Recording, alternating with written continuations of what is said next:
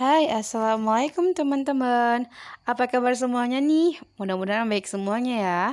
Oke, perkenalkan, nama aku Cindy Soleha dari Fakultas Dakwah dan Komunikasi dari bidang studi Komunikasi dan Penyiaran Islam, Universitas Islam Negeri Sumatera Utara, nomor stambuk 2021.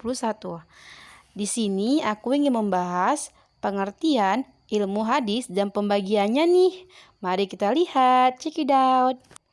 Ilmu hadis dibagi menjadi dua, yaitu ilmu riwayah dan ilmu dirayah. Yang pertama, ilmu hadis riwayah. Ilmu hadis riwayah adalah ilmu yang mempelajari hadis-hadis yang bersandar kepada Nabi Muhammad SAW, baik berupa perkataan, perbuatan, takrir, tabiat, dan tingkah lakunya. Faedahnya adalah untuk menghindari adanya pemukilan yang salah dari sumbernya. Yang pertama yaitu Nabi Muhammad SAW. Yang kedua, ilmu dirayat.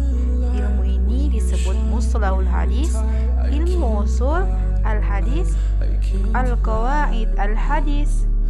At-Tirmizi mengarifkan bahwasanya ilmu ini dimaksud dengan undang-undang atau alat kaidah untuk mengetahui keadaan sanad, matan, cara menerima dan meriwayatkan sifat seorang perawi.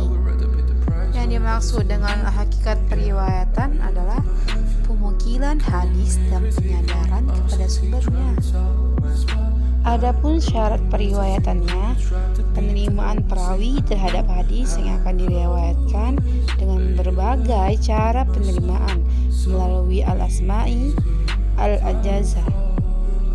Dan macam-macam hadis dapat dihimpun dari kitab tasnid dan mujam. Oke, setelah kita ketahui, dan ada perbedaan lagi nih antara rawi dan marwi. Yang pertama, rawi adalah orang yang menyampaikan atau meriwayatkan suatu hadis. Dan yang kedua, marwi. Marwi adalah sesuatu yang disandarkan kepada Nabi SAW dan tabi'in dan para sahabatnya. Selanjutnya kita lanjut ke B, yaitu cabang-cabang ilmu hadis. Yang pertama ada rijalul hadis.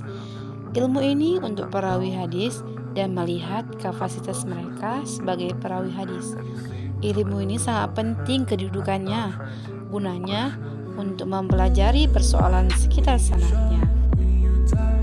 Kemudian nih ada yang kedua, ilmu al-jarh wal ta'dil.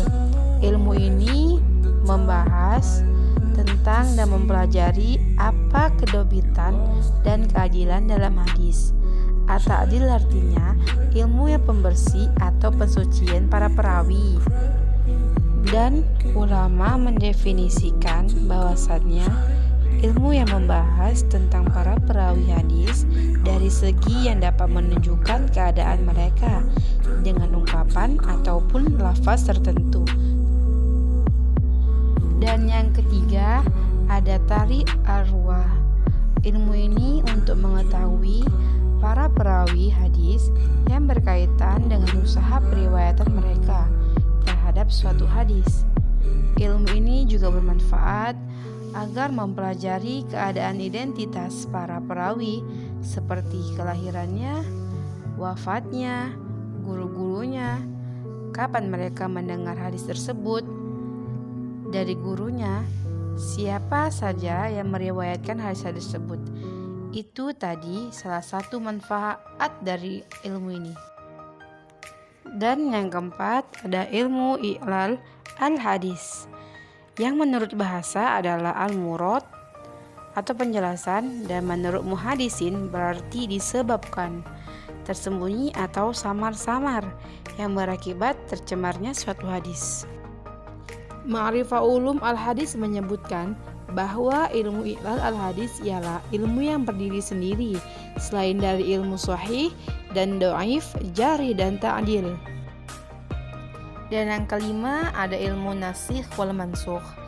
Konsekuensi dari ilmu ini adalah nas yang mujmal dan mentakhsiskan yang am dan mentakhikkan yang mutlak. Dan mendefinisikan ilmu nasikh wal mansukh adalah ilmu yang membahas hadis-hadis yang berlawanan dan yang tidak tetap. Dan yang keenam, ilmu ashabul wurud al-hadis, suatu ilmu pengetahuan yang membicarakan tentang sebab-sebab Nabi dan menuturkan sabdanya.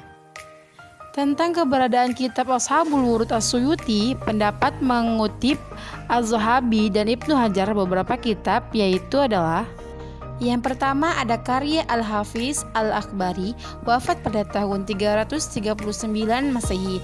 Yang kedua ada karya Abu Hamid Al-Jalil. Yang ketiga ada karya As-Suyuti Ashabul Wurud. Dan yang ketujuh, ilmu Gharib al-Hadis. Ilmu ini menerangkan makna yang terdapat pada lafaz-lafaz hadis yang sulit dipahami. Ulama yang pertama kali menyusun hadis-hadis Gharib adalah Abu Ubaidah Ma'ar bin Matna At-Tamimi, Abu Al-Hasan bin Ismail Al-Mahdi Al-Nahwi, atau An-Nihaya Al-Gharib fil Hadis. Yang ke-8, ilmu at-tashib wal tahrib, ilmu yang berusaha menerangkan hadis-hadis yang sudah diubah. Dan yang terakhir, ilmu mukhtalif hadis, hadis-hadis yang lahirnya paling bertentangan agar pertentangan itu dihilangkan atau dikompromikan keduanya, sebagaimana yang membahas hadis-hadis yang sulit dipahami. Nah, penjelasan ini disebut dengan ilmu mukhtalif hadis.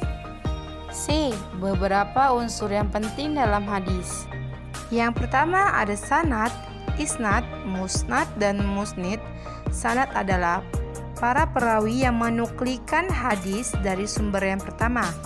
Dan kata sanad, isnad, musnad, dan musnid memiliki arti yang luas, yaitu menyandarkan hadis kepada orang-orang yang mengatakannya. Dan yang kedua ada matan. Matan adalah suatu kalimat yang diletakkan di akhir sanad atau kalimat-kalimat yang memiliki arti yang penting di akhir.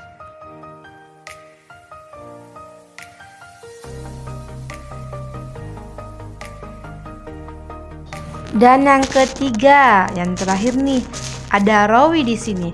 Orang yang meriwayatkan hadis atau orang yang memberitakan hadis tersebut. Sampai di sini ya penjelasan kita. Sampai jumpa.